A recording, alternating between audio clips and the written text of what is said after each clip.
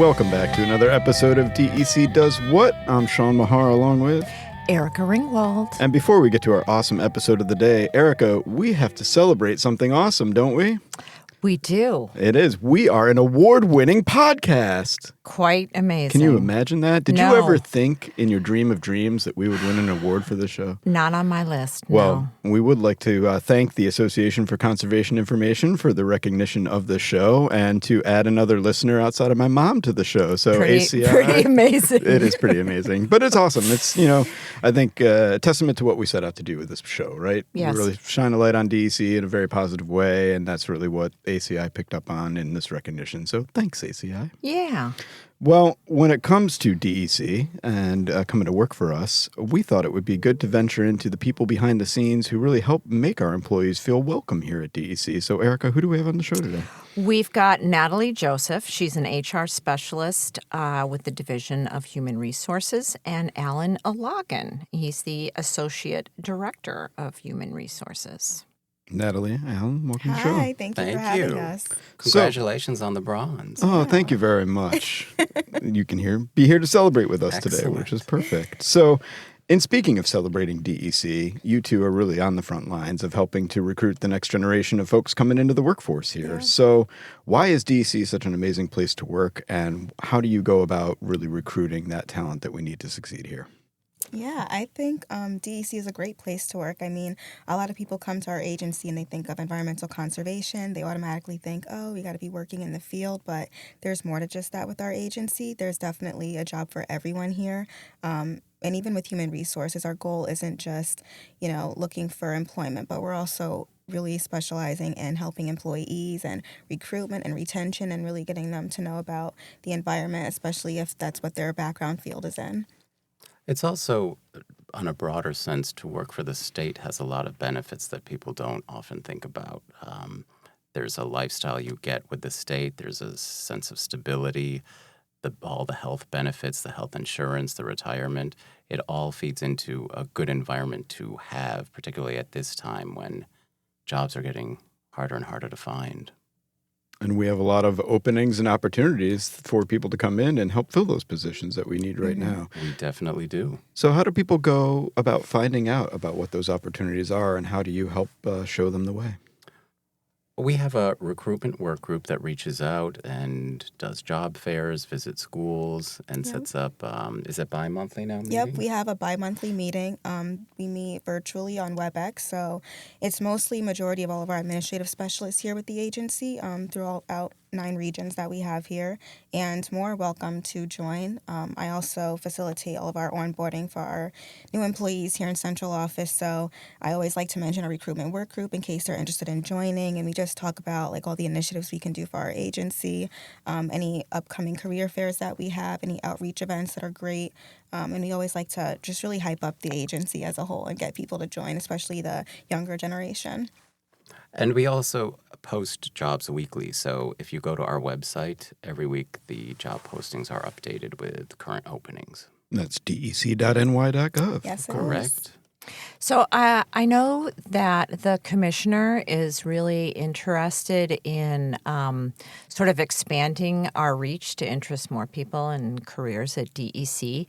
Can you tell us a little bit, are we doing more in specific parts of the state? Are we reaching out to different colleges than we typically do? I know SUNY ESF is a pipeline to DEC. As we've heard on the show a bunch. So what are some of the other new and different things that we're doing? We are currently pushing our exams for the Environmental Conservation Police Officer and Forest Ranger, which actually were just announced, and the deadline to apply for those positions is September 17th.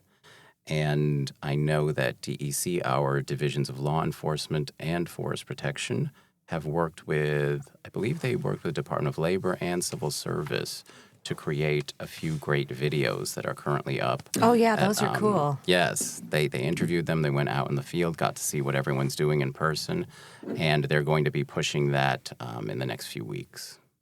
What is so we have a lot of these public sort of engagement events and recruitment. What are sort of the fun things that you guys do when we go to those? How do you get people to come over to our table?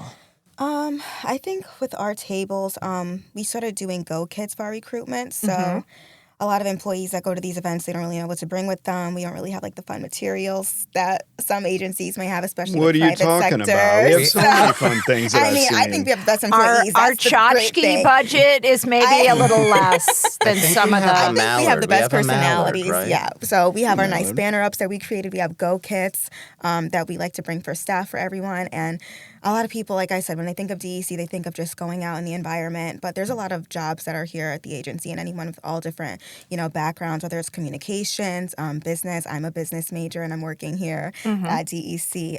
Administrative roles, biology. So there's really a field for everyone at DEC. Yeah, and that's the other thing. Sometimes you'll think, oh, DEC, do I have to be in the field? Do I just have to be a biologist or environmental engineer? And there's so many more titles. There's our whole law office. Yep. Lawyers come work here. There's the communication, education, and engagement office. If you're interested in social media or public outreach, that's an option. And there's our human resources and management and budget office where we talk about the humans who work for us and the fiscal side of things. Well, we're talking to Natalie Joseph and Alan Ilagan here on DEC Does What. We're going to take a short break and come back and learn more about the roles that they play here in the Agency of Recruiting the Next Generation. Interested in a career in law enforcement? Want to help protect the environment, natural resources, and public safety? Good news! DEC is looking for new environmental conservation officers and forest ranger recruits.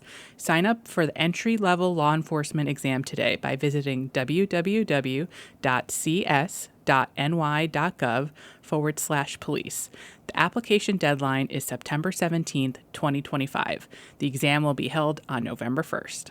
So, Alan, coming out of the break here, I know you mentioned you have a mallard on the table. I think we're going to have to get you a loon in honor of this show to now bring with you wherever you go out If and you've about. got a loon, we'll use it. Awesome. Well, we will give you that. But as you do these recruitment fairs, as you're out there talking to people, what's your sales pitch? Like, how do you explain this agency to folks? And what are some of the top questions that you get from people when you're interacting with them about working at DEC?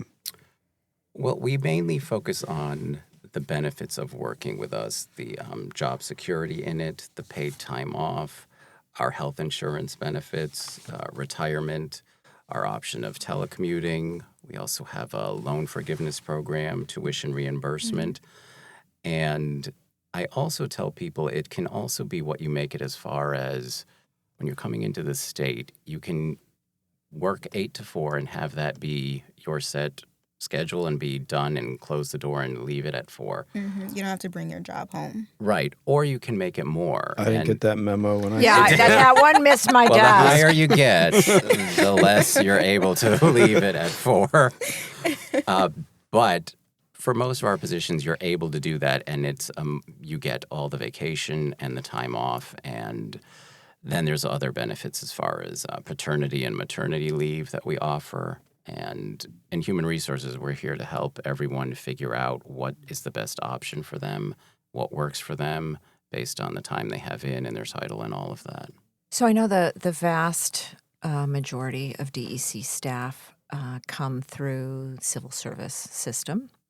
The civil service for folks who don't come from that kind of family, who people don't know about it.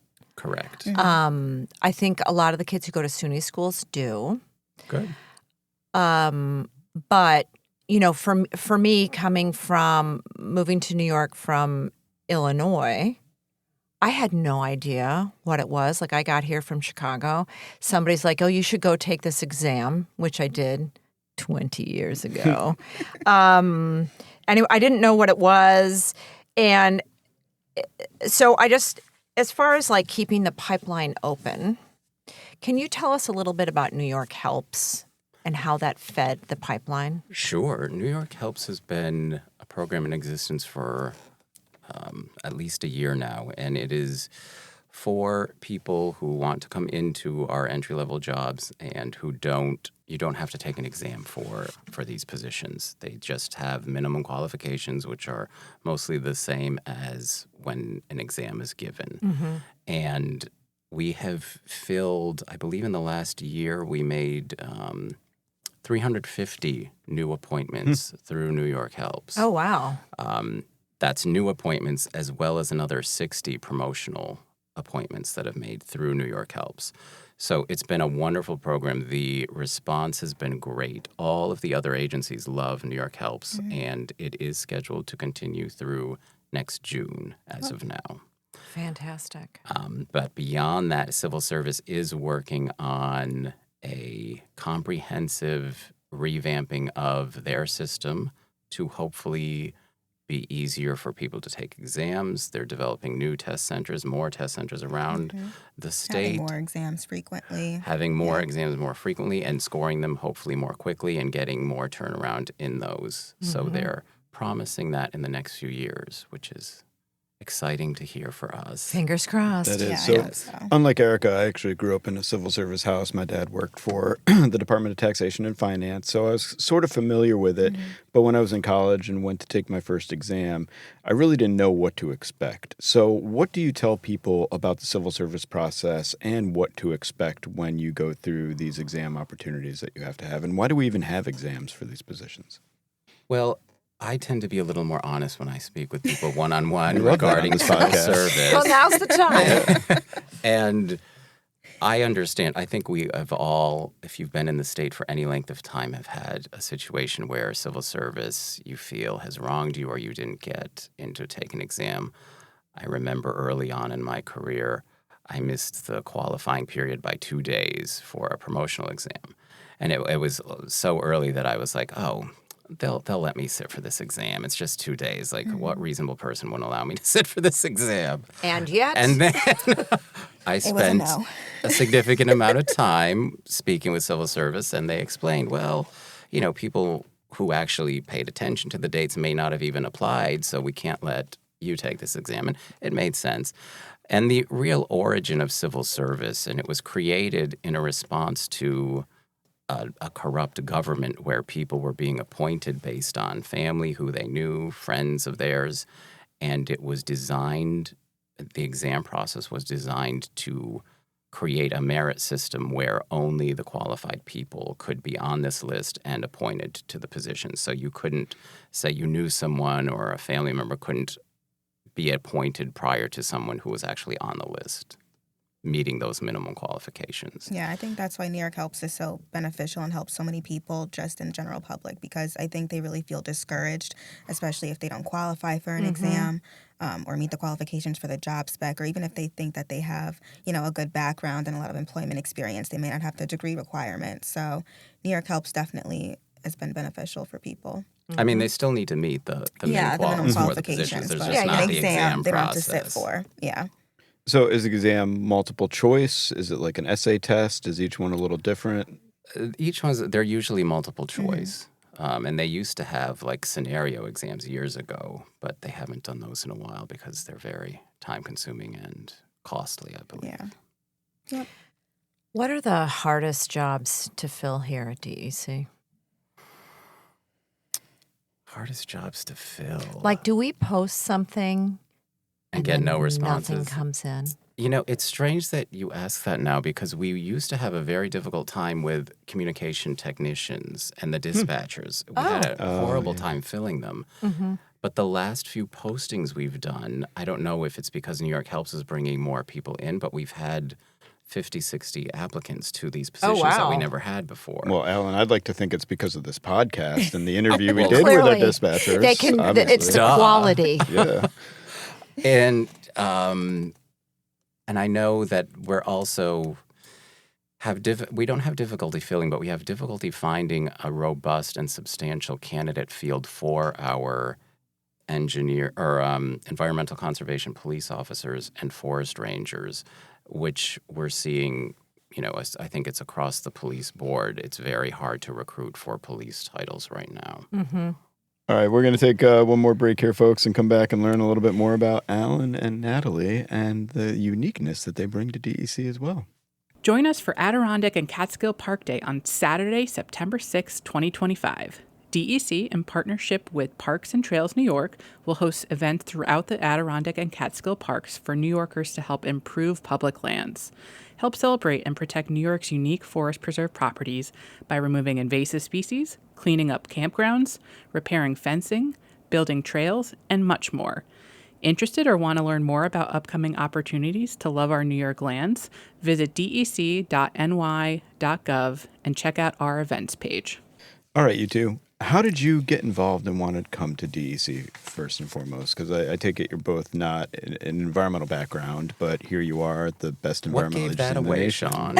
I don't know. I mean, your bird shirt is pretty sweet, Alan, I must say. But no, seriously, though, you two have actually, well, Natalie, I've just met you recently. Alan, I've known you now for years, and I've always been interested in learning more about both of you because you both have very unique backgrounds in general. You know, I love the social media aspect that you bring, and that's why I wanted to have you on the podcast too, Natalie. Thank you. But no, really, what brought you to this agency and what makes you stay? So for me, kind of like your background, I came from a civil service background. My family, they were all involved with civil service, and they kind of led the path for me that way. When I was a junior in high school, I interned for the Department of Health as a health aide. So that's kind of how I got my foot in the door. And then once I was in my senior year of high school, I wasn't really sure what I wanted to do. I graduated from St. Rose in 2021 with my bachelor's in marketing. So I didn't really have the environmental conservation background, but my brother already worked here for the agency. And the family connection. So that's how I got the family connection.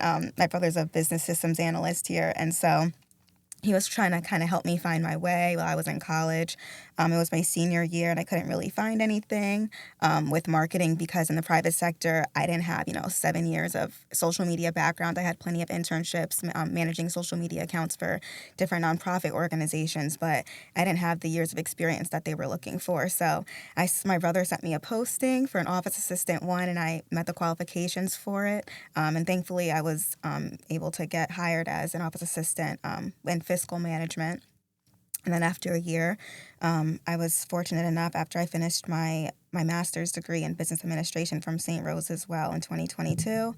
That's how I got my job here as a human resources specialist. So I never really thought that my career would end up being a human resources specialist. I thought I would do something with social media marketing because that's really all I knew. But yeah, I really enjoyed it here, and kind of doing recruitment kind of does fall in the same category as my background in social media. I get to go to career fairs if I ever want to that are local. I've gone to UAlbany career fairs. I've gone to ones at the Plaza. So it's really great that I get to connect with people and then really networking with them and seeing how it all comes about and, getting them connected with the agency. And Alan, what about you? I came to the agency. Well, I started my state career 24 years ago. And it was actually at a New Year's Eve party, and there were a bunch of state workers there, and they said, "Why don't you just apply for the keyboard specialist exam?" And they printed it. We were drinking champagne and having a good time, and It sounds like quite a party. and I know, Yeah. and then they said, break "Why out don't you the apply for this printer, thing?" right, and printed out the application, and I foolishly did and sent it in, and 8 months later started my state career. Which speaks to what you were talking about as far as people don't know how civil service works, because I was inundated with multitude of Canvas letters, but I had no idea which one to take, what the salary grades meant, anything. So there were some that were traineeships going up to a grade 9, but I had no idea what that even was. So I decided to just go where it sounded fun to be the location of it, which was downtown Albany, and it was the Department of State. And it was a bum decision because it was a grade 5 data entry machine operator, which I started. That was my first job. I quickly transferred out and just kept taking exams after exams and getting promoted, and finally ended up taking the professional careers test, which is what gave me the human resources specialist here at DEC about 20 years ago, and have been just promoted ever since. And I did not want to be in human resources at all. Like, that was not, I don't know anyone whose dream is to be in human resources. I could introduce you to some folks. You do know some? Okay. Well, are they Got some looking for buddies. employment? I don't know. I'll have to check. All They right. might be, actually. All right. Should I send them to New York Helps or send them to you? You can send them to me. I'm happy to talk to them. Awesome. But human resources specialist does offer so many ways to incorporate. I originally wanted to be a writer, and there is so much writing involved in our jobs if we allow ourselves to utilize that option, that it's always kept it interesting for me. And I'm less of a people person, so it has challenged me and helped me expand my own social skills and being in human resources. So I've come to enjoy it and actually like it a lot more than I thought I would. In the beginning, it was just a job. I love that. And I Thank you. bet you get to meet a lot of people in this job, too. I do, yes. I currently administer the personnel processes for law enforcement and forest protection, but I've worked with air resources, communication, education, engagement, lands and forests, remediation, and there was one other one. Water. No, I didn't do water. Materials management? Nope. Minerals. Maybe there wasn't Office of another Climate Change? No, I did work a little bit with them, but Marine resources? early on, before it was even an office, I think. Region 1. All of the Sustainability? regions, I mean, all the regions. We have to have a little fun now. Region 9, maybe. Awesome. Buffalo. Yeah, that's man. Western New York. Yeah, that's good. Obviously, going out recruiting the talent is really important and fundamental to what we do. But then once we're here, obviously, you're helping them through the process. What are some of those processes? I know we do performance evaluations and things like that. What are the most important things people should be aware of once they come to state service? What to expect on some of the processes that play out? Sure. The performance evaluation process is one of our important ones, and nobody likes it because I know the forms can be cumbersome and complicated, and they're different for each negotiating unit. But it is, as state workers, we can't give raises, we can't give bonuses, we can't give gifts to people. And everyone wants to show employee recognition. Everybody wants to reach out and show how valuable our employees are. The powerful tool we all have as supervisors and managers is that performance evaluation process. And I think a lot of people use that as a sort of negative way to improve someone's performance, and it only comes into play when they have to correct someone's actions. I think we need to sort of flip that perception of it and use it as a positive force and a way of very literally showing how much we appreciate our employees, what they've done through the year. Right. Mm-hmm. And there's a big difference between a sort of canned, copy and pasted perf eval that someone gets 15 years in a row, doesn't even read and signs off on it, and one that is very thoughtful and detailed and researched and that cites specific references to what that employee has actually done throughout the year. And I know it's difficult at the end of the year. We all sort of scramble and can't remember anything. So my one tip of advice for those perf evals is to just keep a running tally of what your direct reports have done, whether it's weekly or monthly, any praise they've received, any letters of commendation, any projects they've worked on, accomplishments, all of that could be listed there. And then at the end of the year, you've got your performance evaluation done and finished. I'm going to have to give a shout out to Great advice. Two individuals here, our regional director for Region 8, Tim Walsh, and our regional director for Region 6, Randy Young. I have to sign off on the evaluations that they do as a witness or a reviewer. Yeah. And each of them really do that level of detail. They really talk about the strengths of the employee. They really go into the accomplishments. And it's actually inspiring. And I get to learn a little bit more about the people and their management style. And it is a really important lesson. And I'm actually going to take that away with me, Alan, to make sure that I write those things down. Yeah, and it's showing the employees, like their work isn't going unnoticed. And it, like I said, it motivates them to keep doing what they're doing and better. It is. And in the HR world, from what I've read recently, for new job seekers and the younger generation coming in, one of the big things they're looking for is feedback. They want to know how they're doing in these jobs. They want to know how they can improve. They want to know when they've done well. And this is a simple, easy, and effective way of really showing our employees what they mean to us, how much we value them.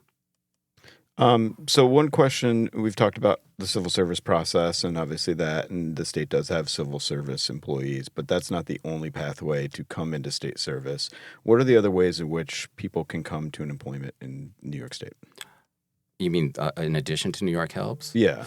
So in addition to New York Helps, there are a few non-competitive positions, which means there's no exams. There are titles that are difficult to test for. And one example of that is a research scientist. That series is non-competitive, and you just have to meet the minimum qualifications, and you can apply for those jobs.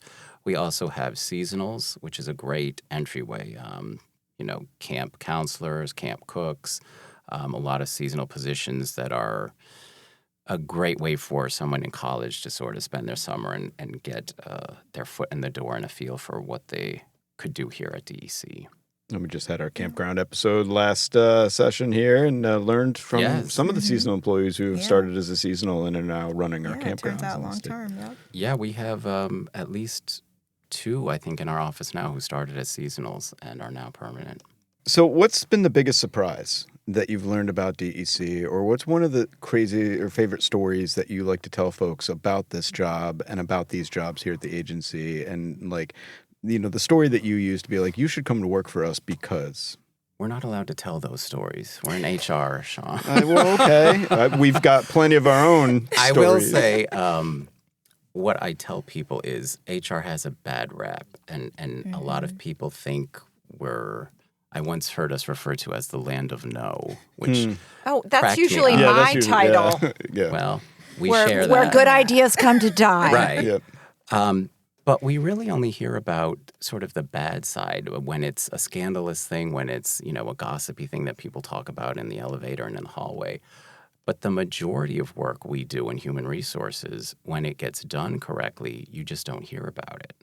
The hiring of people, the allotment of benefits, when we're helping someone plan for their paternity or maternity leave, when someone's about to retire. We do the all most of these important things. milestones Right. in people's Yeah. lives. Yeah, the things that go unnoticed. No big deal. Right. But nobody talks about that because it just runs smoothly and it gets done. And so I feel like HR, the vast majority of things we do are good, and they support the people who are doing the mission itself. And I think we just need a little better reputation. A little bit more grace, yeah. You tell them you're an HR specialist and they go, oh, they raise their eyebrows. I go, oh, you've got all the good stories. We're good too. We are. We're here to help. And we really enjoy talking to people. Like I always say to people, what I see problems with people getting along in any office is that they're afraid to just have a simple conversation at the beginning and work things out and talk face to face and just see what the real issue is, because so many times it's just a simple misunderstanding and then those things just build internally and become something that they don't need to be. Yeah. Oh, and I think that's one of my favorite things about running our recruitment work group. We started sending out employee surveys to all of the new hires, and I get to look through them and see all of the current new employees that we've hired, and they have a lot of good things to say about the agency. So it's good that we have that reputation. Yeah, and Alan, in our email world now, we've found so many complaints of this person sent me this email, and you read it, and you're like, seems fine to me, and people misinterpret the tones, and that's where you're like, why don't you just go meet them, or pick up the phone? Or use more emojis. Right. That too, yeah, for sure. End it with a smile. Yeah. That's what I always say. That'll always save you. I prefer the GIFs in general, though. I know, you are the GIF master. I try. It's fun. Ted Lasso. I still recall. Oh, boy. Okay. So when you're bringing in some new folks to DEC, what are the things about the agency that you most often sort of highlight? What are the things that get people excited and interested? The benefits. It's always the benefits. Paid time off. You get paid to not work. Who doesn't love that? You get paid holidays. And the stability too, because especially with layoffs and with private sector, it's the unknown. So when you're working for state government, you do have that security and stability, and you kind of don't have to worry so much. Yep. Yeah, Natalie does our orientation, so when you start working, she's one of the first people you will get to talk to. I've done a lot of orientations for people I went to high school with. It's kind of full circle. Wow. Oh, that's awesome. I'm like, I know you. That's so great. Now, Natalie, did your background in theater help with those presentations? It did, yeah. Theater definitely got me out of my shell more because I was a little bit more reserved and shy, but doing theater definitely made me more of a people person. So I love doing orientations and running a recruitment work group. It's fun for me. I have seen some of your presentations, and they've been quite awesome and lovely. Thank you. So kudos. Yeah, I get to do our internships now, all of our new interns that we have. So it's great meeting new people and just really hyping up the agency and why they should work here. So, Erica, Did you know, though, that we have one of our guests here is actually an award-winning guest? He was voted the best-dressed man in the Capital Region in 2008. I'm not sure I knew that, but I'm not surprised. Oh, Agreed. Thank you. But apparently, he is the reigning title holder because Wow. they have not voted one because clearly once In you vote for the 16 best... years, In 17 years. I still consider myself the reigning best-dressed man of the I think Capital that's Region. fair. I do too. Absolutely. Still That's- the crown holder until they name a new one. And I will bestow upon you another recognition, Alan, and that is the best cookie maker in DEC. Oh. We used to have Mary McCleave in the press office. Yeah, she was a good Mary cookie was maker. Great baker overall, but I must say, you make the best cookies that I've had in the Capital Wow, Region. thank you. And it's pretty I awesome. do And- love those There are a lot of pistachio good cookie cookies. makers I in know. this They're so agency good. too, so Well, that means a maybe lot. the HR division here could do a cookie contest and see. We did have one, actually. We've had we an did. internal HR cookie contest that I did win for these cookies. So But the most recent one, I won. yes, Oh, that was the most recent oh, one. So Alan. yeah. That's And a what title was I the couldn't winning retain. cookie? It was caramel turtle cookies. Ooh. Ooh. That actually I does sound voted good. for Yes. it. It was You excellent. did. They were Delicious. Well, I Yes. will say most guests do bring props and things. You two are the best guests for bringing us food and cookies because we are foodies on this show. Does not happen enough. It does not. Usually we're starving as we're talking about our favorite dishes Yes. and things. But this was awesome of you to bring in here today and awesome for you two to be on the show and shine a little light on our HR world of DEC and all the great people here that help bring the people on and keep them here and keep this agency running and the most amazing state agency, state government that it is. Absolutely. Of course. Thank you both. Thank Thank you. Wow, Erica, that was a pretty neat episode with two of our HR specialists here in DEC. Behind the HR curtain. Definitely, and it's a cool curtain, and there's a lot of fun people. It's not just the front lines folks that are out there, doing field work. It takes a lot of different people here to make this agency run day to day. That's absolutely right. What was your favorite part of the episode? The cookies, Sean. Without Indeed, a doubt. and I can't wait to go eat some of them. But Erica, where is your favorite spot to eat cookies? Outside.